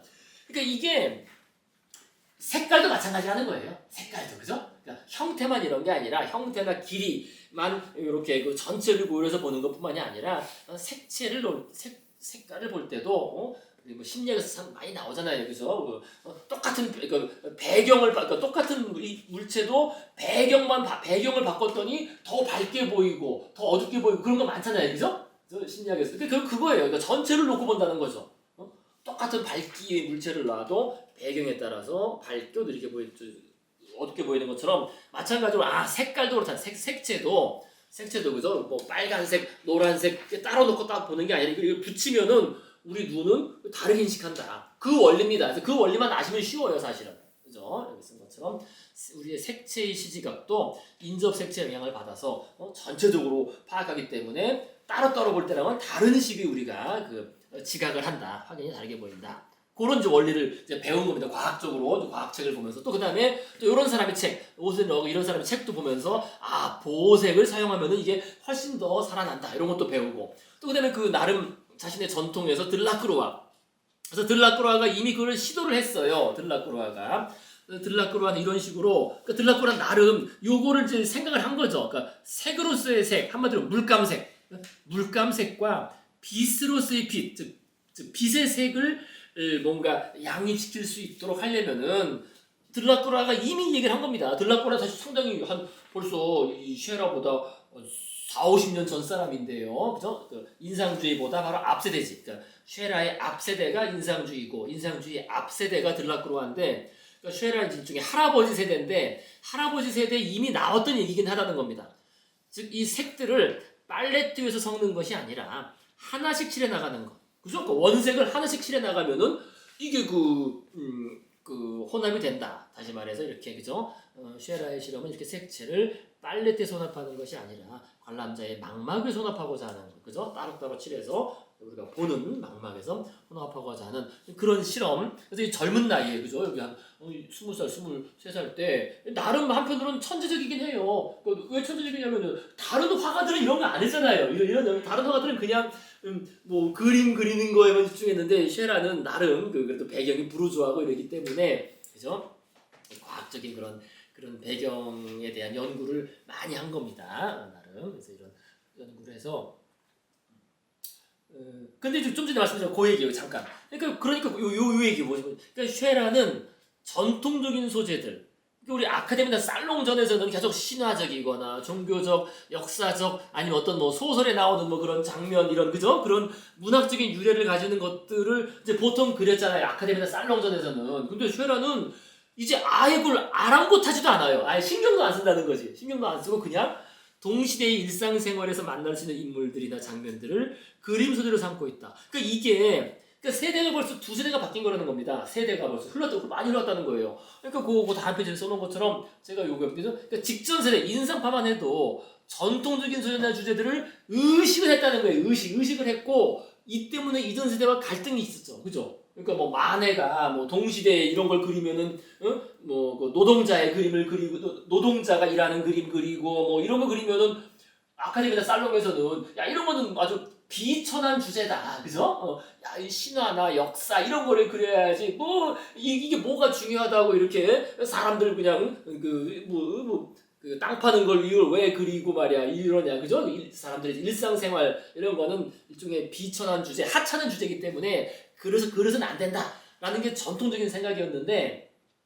그리고 바로 그 직전 세대만 해도 그런 거에 대한 압박을 느꼈고 나름 갈등을 했다는 겁니다. 그런데 쉐라는 이제는 그 세대가 바뀐 거야, 말 그대로. 젊은 애들은 신경 안 쓴다는 거지. 아예 뭐 그거 뭐 뭐냐 해가지고 아예 그죠? 아예 여기 말씀드린 것처럼 그죠? 아예 그런 소재들을 아예 아랑곳하지 않고 처음부터 그냥 자기 주변에 보는 것처럼 주변에 보이는 것들 그러니까 이게 만해가 그런 거 현대적인 소재를 그렸다고 해가지고 많이 비판을 받았잖아요. 만해나 드가 같은 사람들이. 근데 이거는 이제 쉐라에 오면은 야 그게 어때서 아예 이제는이죠? 새로운 현대적인 것들만이 새로운 시대의 그림 소재가 될 수 있다는 것을 너무나 당연하게 상정하는 그런 이제 세대가 바뀌어버린 겁니다. 그래서 쉐라는 뭐 너무나 당연하게 그런 고민도 없이 그냥 자기가 주변에 보는 거. 참 이런 거 보면은요 이게 과연 그림의 소재가 됐을까?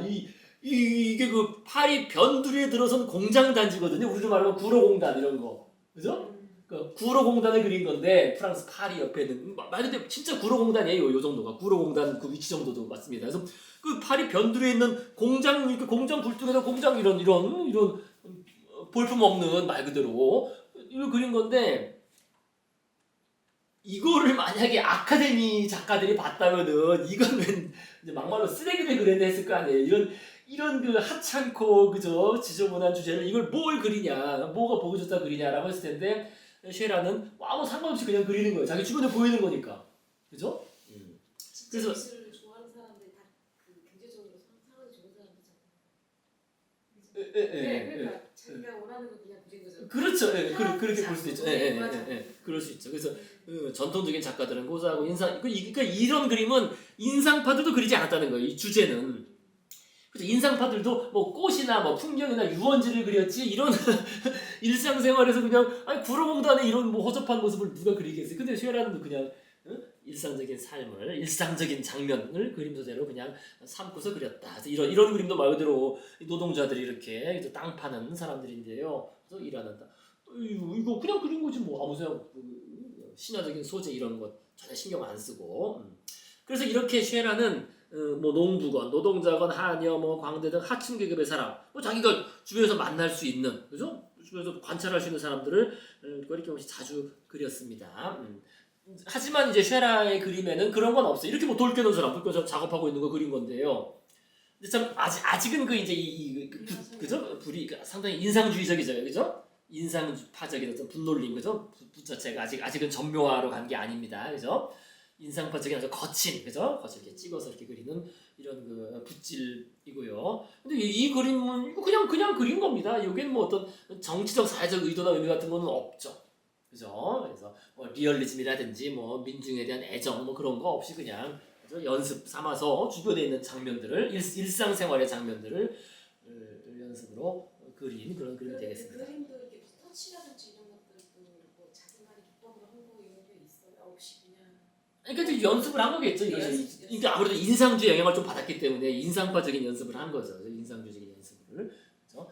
하면서 점점 이제 발전해 나갑니다. 자, 그래서 이제 한참 연습하면서 요런 그 전에 말씀드린 것처럼 이 소묘 꽁대로 그죠? 꽁대 이 네모난 꽁대가 뭐라 그랬죠? 요 네모난 그죠? 요런 그죠? 목탄 요 가루를 요거 가지고 이렇게 연습을 정말 많이 했습니다. 그래서 좀 대단한 작품을 그립니다.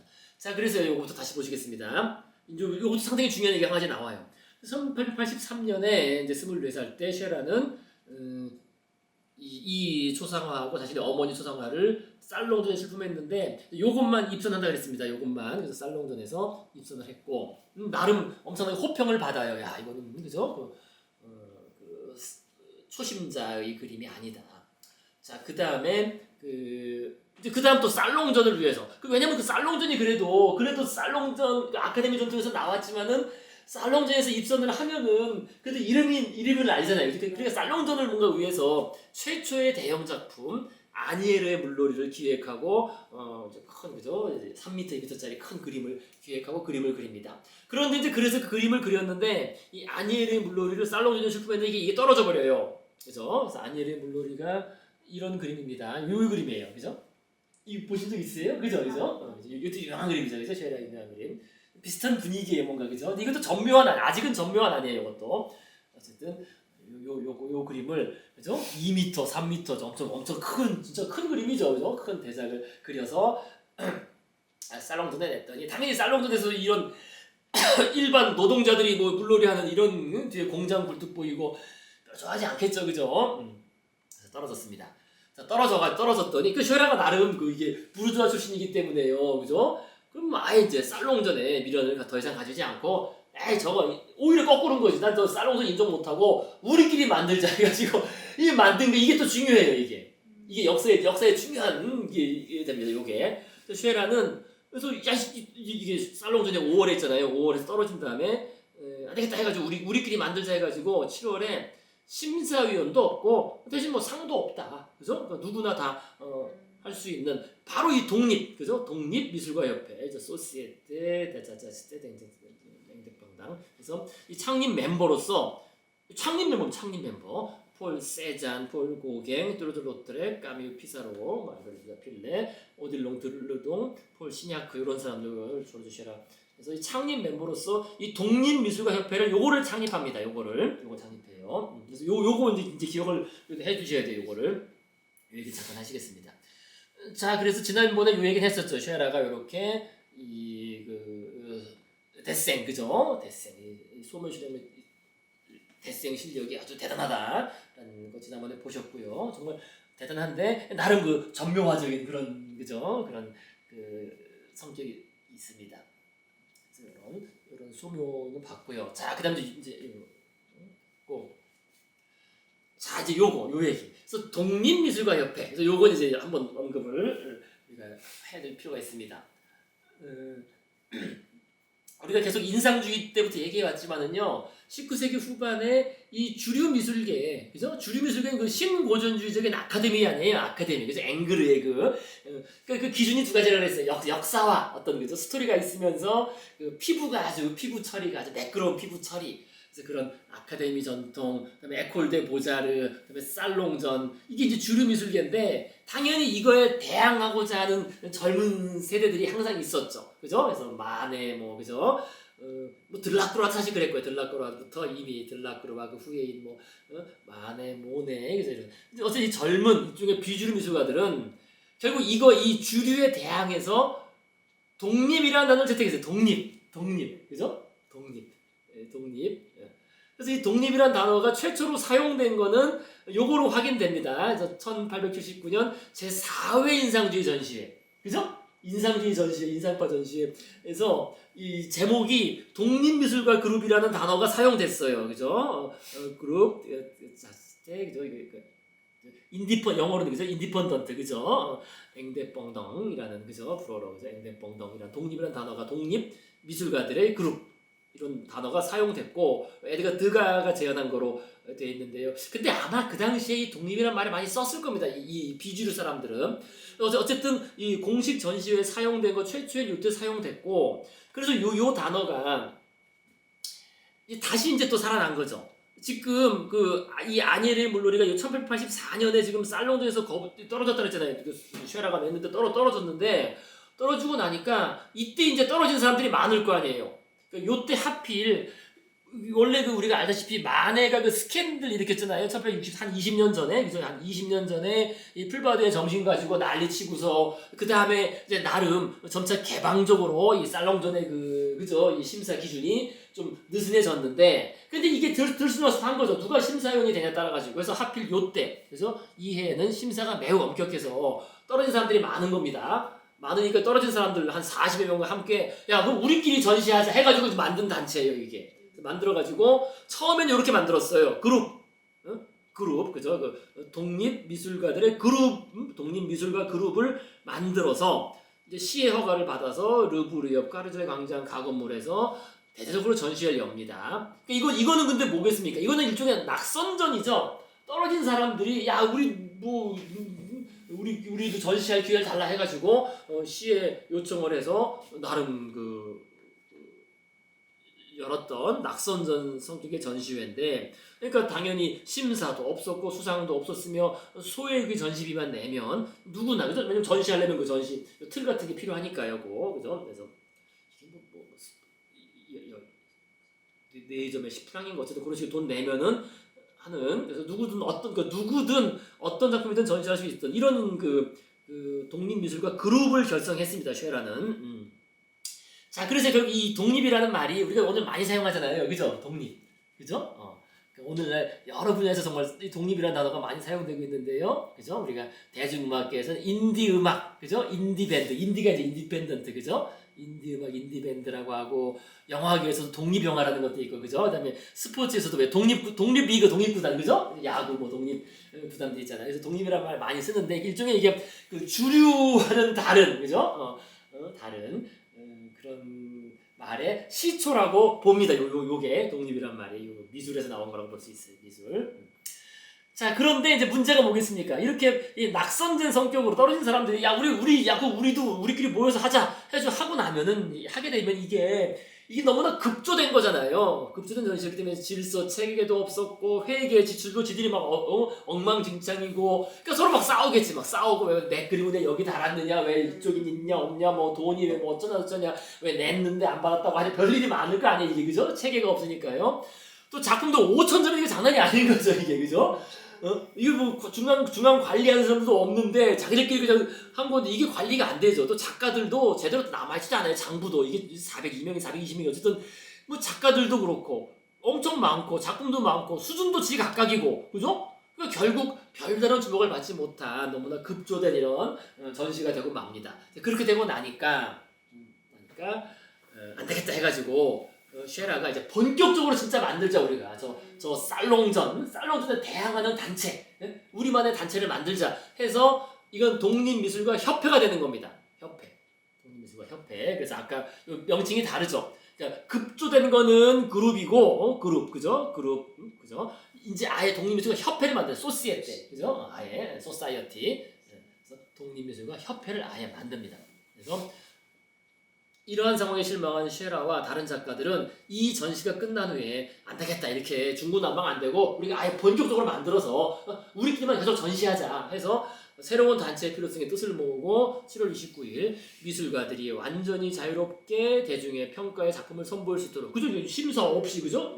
대중들한테 직접 우리는 대중의 평가에 맡긴다. 그래서 독립미술가협회를 창립합니다. 그래서 이게 오늘날까지 와 있어요. 오늘날까지 이어집니다. 이 쉐라가 창립한 게요. 같은 해 창립을 하고 이제 같은 해 연말에 협회 주최로 제1회 독립미술가 살롱전, 그래서 요거를 보통 줄여가지고 살롱 대 쟁대팡당, 불은 연음되니까 살롱 대 자티스테 쟁대팡당 이렇게 되는데요. 줄여가 아티스트는 빼고 이제 살롱 대 쟁대팡당, 또는 그냥 그 쟁대팡당 전, 앵대팡당 전이라고 보통 표현합니다. 그래서 요게 이제 1회 독립미술가 살롱, 이것도 이름은 살롱이에요. 살롱이라고 붙였어요, 그죠? 살롱전에 대항해서 아카데미 살롱이 아니라 우리는 독립미술가들의 살롱이다. 그래서 살롱이라는 말을 붙여가지고, 그죠? 붙여서 여기 1회에 개최하고, 근데 요게 이제 중요한 게 우리가 미술사적으로 알아야 될 게 이거를 통해서 1차 세계대전 이후 이른바 벨 에포크 시기의 모더니즘 및 아방가르드 관련 거의 모든 미술 작가들이 여기에서 그림을 전시했다는 거예요. 물론 여기에만 한 건 아니지만은요. 그래서 우리가 아는 여기, 그래서 그러니까 리얼리즘, 후기인상주의, 신인상주의, 나비파, 상징주의, 야수파, 표현주의, 입체파, 다다이즘, 이게 중요하죠. 1차 세계대전 전에, 그죠? 야수파, 입체파, 다다이즘, 추상미술 등 다양한 양식의 일종의 그 어떤 실험적인 작품들은 살롱전에 내지 않고 아예 살롱전 응모도 안 하고 그냥 여기다 다 전시했다는 거. 그래서 이게 중요해요. 역사적으로 중요합니다. 자, 그래서요, 살롱전도 뭐 계속 남아있지만은요, 요게 하나가 생겼고, 그 다음에 또 하나 생긴 게 살롱 도톤느예요. 이게 도톤느라는 게 이제 불어가 연음돼서 이런 거고, 이게 어텀, 가을. 어텀이라도 어텀. 그러니까 가을 살롱이에요. 가을 살롱. 그래서 하나가 또 생깁니다. 그래서 요거는 그 줄여서 살롱 드 쟁대팡당이라고 불렀고, 1903년에 또 살롱 도톤, 가을에 하는 살롱전을 하나 만들어가지고 요 두 가지가 일종의 그 플랫폼인 거죠. 오늘날 플랫폼이라고 많이 말하는데, 그죠? 일종의 그 새로운 미술을 소개하는 주요 플랫폼이 돼가지고 거기에 주로 오늘날 우리가 알고 있는 뭐 피카소나 뭐 수많은 그런 작가들, 그죠? 뭐 아티스트나 다 거기에 전시를 했다는 겁니다. 그래서 이게 중요해요, 나름. 그리고 그거를 창립한 사람이 쉐라라는 거예요, 쉐라. 창립자 중에 한 명. 자, 그래서 예를 들어 이런 작품, 이것도 유명한 작품인데 나름 앙리 마티스의, 그죠? 이 작품이 딱 봐도 이거 전묘와 비슷하네, 그죠? 그죠? 전매 영향을 직접 받은 거예요, 실제로. 직접 받고서 이렇게 그죠? 그래서 앙리 마티스의 야수판대, 그죠? 마티스 야수판대 사치, 고요, 쾌락이라는 이런 작품을 그리고 이제 1905년에 살롱드 쟁대파도 이런 식으로 그죠? 아예 이 사람들은 아예 이제 살롱전에 아예 응모도 안 하고 그죠? 그 쉐라든 그래도 살롱전에 냈다가 떨어져가지고 자기들끼리 만들어서 전시한 건데 이 뒷사람들은 이제 살롱전 응모도 안 하고 아예 이쪽에다 이제 그 자기 작품을 전시하게 됐다는 겁니다. 그래서 이 두 가지는 그냥 간단히 기억해 두면 됩니다. 살롱드 쟁대팡당 또는 뭐 앵대팡당 전이라고 하고요. 또는 살롱 도톤 가을 살롱 그죠? 가을 살롱 말합니다. 두 개가 뭐 피카소나 이런 사람들이 등단하게 되는 그런 일종의 미술 플랫폼이 되었다. 자, 그래서 앙리 마티스의 이런 작품이 이것도 이제 그냥 나온 게 아니죠, 근데 그냥 나온 게 아니 이제 바로 시간 비슷한 거 아니고 좀 얘기하고 자 이제 쉐라의 그 첫 번째 대작이죠. 첫 번째 대작품인 아니엘의 물놀이. 이걸 우리가 당연히 습작을 쉐라가 이게 또 완벽주의적인 게 있어요. 그러니까 그림을 아주 많이 그리지 못했죠. 그러니까 대작을 6개밖에 못 남겼는데 완벽주의적이기 때문에 습작을 많이 그려요. 근데 이 습작도 딱 보시면요. 이것도 시카고 미술관에 있다고 하는데 보셨어요? 이 너무나 작죠. 25, 16이니까 진짜 작죠. 그죠? 진짜 좋아하겠다. 여기 있더라고요. 그래서 제가 써놨습니다. 혹시 뭐 이런데 이건 좀 작죠. 25cm 이만큼밖에 안 되니까요, 그죠? 그래서 아직 전묘법은 적용되지 않았고 이제 정말 인상주의적이죠, 그죠? 이렇게 거친 붓질로 그런 그림입니다. 아니엘의 물놀이는 습작이고요. 자, 그래서 그런데 요게 그러니까 지금 이제 이게 뭡니까? 이게 이제 그 아니엘의 물놀이 1884년 살롱전에 냈다가 떨어진 거 아니에요? 냈는데 어쨌든 그림이 나름 대작이니까요. 2m, 3m 큰 대작이니까. 그리고 그림이 좀 묘한 그런 끌림이 있기 때문에 사람들이 이제 평가를 좀 한 거죠. 그래서 이걸 보고서 근데 처음에 보자마자 평가 나온 게 이런 평가였어요. 이 당시 아니엘의 물놀이는 야 이건 가짜 또는 뭐 유사 피비드 샤반이다. 우리 피비드 샤반이라는 사람 나왔었죠. 기억하세요? 피비드 샤반? 상징주의의 일종의 그 선조격에 해당하는 상징주의를 할 때 나옵니다. 우리 한번 했었습니다. 그래서 피비드 샤반 그림에 왜 사람 그림자가 거의 없다 그랬잖아요. 그죠? 그림자를 거의 그리지 않은 그러니까 영혼만 그렸다는 거죠. 그러니까 이 피비드 샤반이라는 이 사람이 이런 그림을 그린 적이 있어요. 요 당시엔 피비드 샤반 달콤한 안락한 감미로운 그런 나라라고 안락한 나라 뭐 이런 그림을 그렸는데요. 그러니까 이 그림하고 비슷하다는 거죠. 구성이 그죠? 이 그림 이렇게 사람들이 물놀이 있고 바다가 있고 그러니까 이 그림 딱 보자마자 야 이건 뭐 피비드 샤반 흉내내는 거 아니냐 그죠? 이제 그런 식의 들었다는 겁니다. 그래서 쉐라는 실제로 피비드 샤반을 좋아했으며 그래서 약간 그런 면이 있어요. 좀 쉐라 이 피비드 샤반이 좀 상백하고 흐린 색조를 그리거든요. 흐린 색조로 쉐라도 좀 그래요. 약간 그죠? 쉐라도 약간 상백하고 흐린 색조를 좋아해요. 옅은 거죠. 옅은 색조. 그래서 분명 이 작품으로서 영향을 받았을 것이다. 다만 이 작품에는 여성과 아이들만 여기는 이제 여성하고 아이들만 등장하는데요. 그러니까 요게 제가 이제 그림을 따로 넣어놓은 이유가 아까 그 작품도 이 영향을 직접 받은 거예요. 그죠?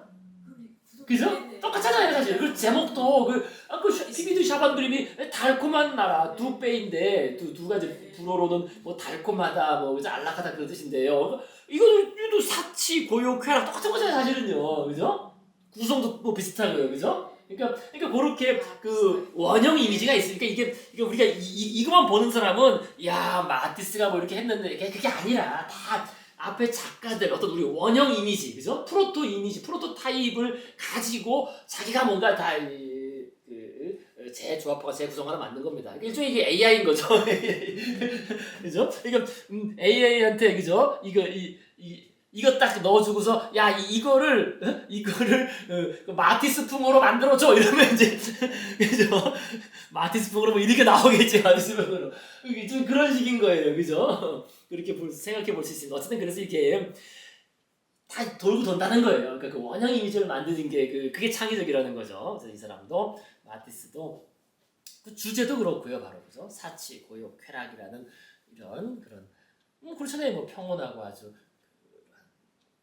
화법은 전묘화, 쉐라의 전묘화를 또 그래서 요 그림이 하나로 끝나는 게 아니라 이런 식으로 마티스한테도 영향을 주고 이렇게 쉐라한테도 영향을 분명히 쉐라도 영향을 받은 거죠. 근데 이제 쉐라 작품에는 근데 그 여성이 없고 여성은 여기 그 우산 양산 쓴 여성 정도밖에 없고요. 그죠? 다 남성 그 노동자겠죠. 남성 노동자. 그죠? 여기 이 공장 이거 변들이 아니에요. 변들이죠. 이제 공장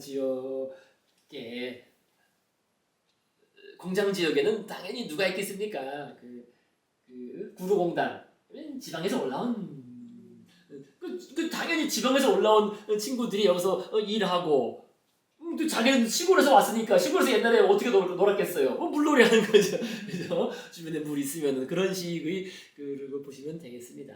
그래서 아니엘의 물놀이. 자 그래서요 이게 그러니까 이제 이런 게 결국 이게 또 이런 게 결국 인간이 또 해야 돼. 인간이 결국엔 이게 그러니까 이게 AI 돌리면 계속 이렇게 나와요. 아스니에라고 나와요. AI 돌려도 이게 학습이 교정이 안 되는 거예요. 교정이 왜 안 되겠어요? 그쪽이 훨씬 많으니까 아스니에라고 하는 게 많으니까 AI는 이게 통계적으로 돌리거든요. 통계적으로. 그러니까 이게 발음이 그죠? 윈 베냐 아니에 저도 요게 이게 봤을 때 이게 아스니에르인가 아니에르를 가르치지 않으면 모르잖아요. 이게 영어 그러니까 인터넷 검색자료에서는 아스니에르 다 이렇게 돼 있어요. 인터넷 자료나 AI 돌려도 아스니에르라고 이렇게 나오는데 요게 아니라 S가 묵음이거든. 근데 묵음을 가르쳐줄 수가 없지 이거를. 이것도 물론 이것도 나오는데 AI는 무엇을 이해 못한다고요? 의미를 이해 못해요. 의미를.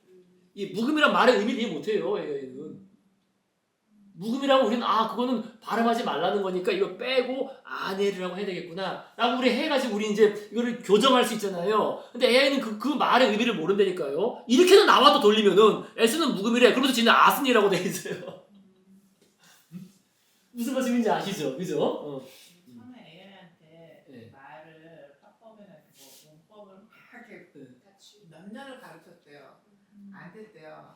그래서 이제 그 법칙에 이렇게 대입해서 하는 건 사람만 할 수 있고, 그래서 이거 다 때려치고 그냥 책이랑 이런 그런 컨텐츠를 그냥 때려부었대. 그랬더니 그걸 흉내 그 다음부터 완전 비약적으로 발전하고. 한 거예요. 그런 거예요. 그러니까 그때 말씀드린 것처럼요.